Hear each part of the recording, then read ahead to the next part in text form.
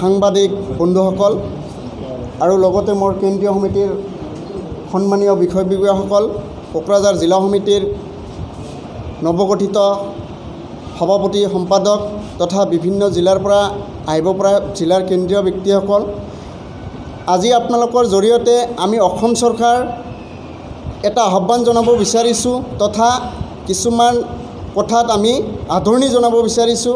যিটো আপোনাৰ এই অসমৰ চৰকাৰে কেবিনেট বৈঠকত যিটো ভূমিহীন মানুহক ভূমি দিয়াৰ যিটো এটা ব্যৱস্থা কৰিছে, এই ভূমিহীন ব্যৱস্থাক আমি আদৰণি জনাইছোঁ ABMCৰ ফালৰ পৰা।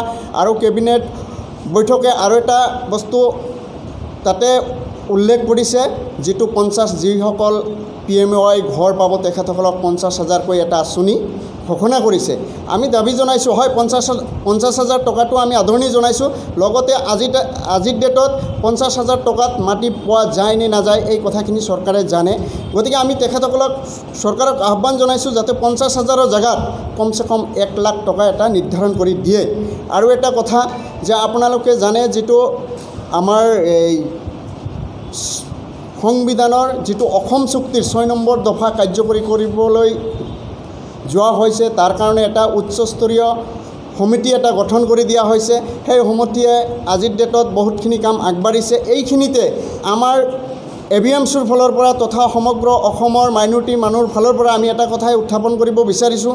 আপোনালোকে যিহেতু খিলঞ্জীয়াৰ কথাটো তাতে উত্থাপন কৰিছে, আপোনালোকে খিলঞ্জীয়াৰ যিটো সংজ্ঞা, এই সংজ্ঞাখিনি আগত উপস্থাপন কৰিব লাগে। সেই খিলঞ্জীয়া সংজ্ঞাত কোনে কোনে পৰিব, এই কথাখিনি কৰাৰ পিছত আপোনালোকে 6 নম্বৰ দফাখিনি কাৰ্যকৰী কৰক, তাতে আমি সহযোগ কৰিম।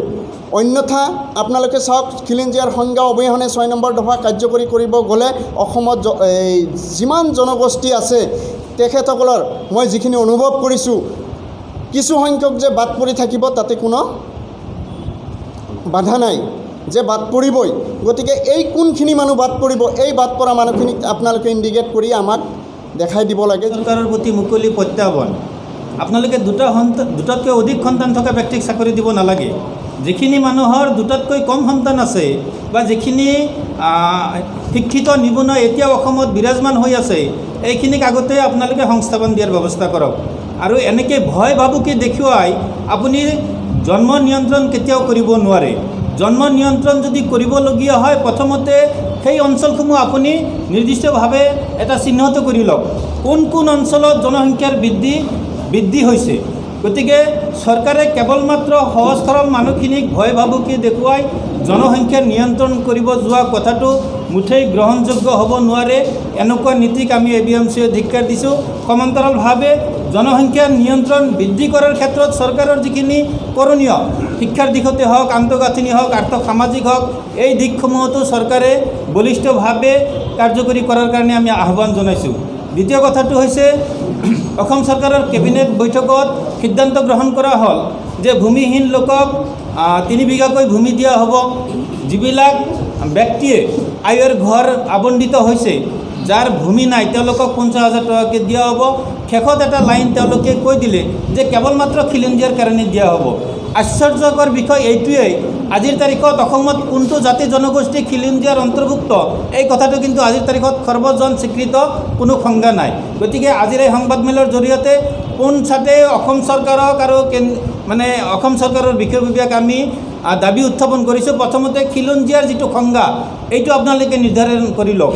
খিলঞ্জীয়াত কোন কোন জনগোষ্ঠী সোমাব, তাৰপিছত আপুনি খিলঞ্জীয়াক দিয়ে, খিলঞ্জীয়াক দিয়ে আৰু কাবাক দিয়ে, এইটো আপোনালোকৰ চৰকাৰৰ কথা। তৃতীয় কথাটো হৈছে, অসম চুক্তিৰ যি 6 নম্বৰ দফা, আপোনালোকে জানে যে 855জন শ্বহীদৰ ত্যাগ আৰু বলিদানৰ বিনিময়ত অসম চুক্তি হ'ল। সেই অসম চুক্তিৰ 6 নং দফা খিলঞ্জীয়াৰ ৰক্ষা কৱচ অসম চৰকাৰে কাৰ্যকৰী কৰিবলৈ গৈ আছে।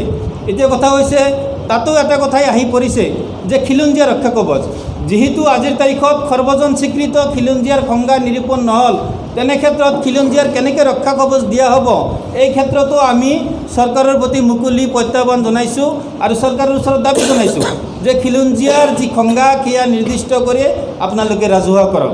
তৃতীয়তে হৈছে, যোৱা কিছুদিনৰ পৰা আপোনালোকে প্ৰত্যক্ষ কৰিছে কিছুমান সংবাদ মাধ্যমত আমাৰ কোকৰাঝাৰ লোকসভা সমষ্টিৰ সাংসদ নৱ কুমাৰ খৰণীয়া ডাঙৰীয়াই ABMCক ৰাজনৈতিক ঢাল হিচাপে ব্যৱহাৰ কৰা আমাৰ পৰিলক্ষিত হৈছে।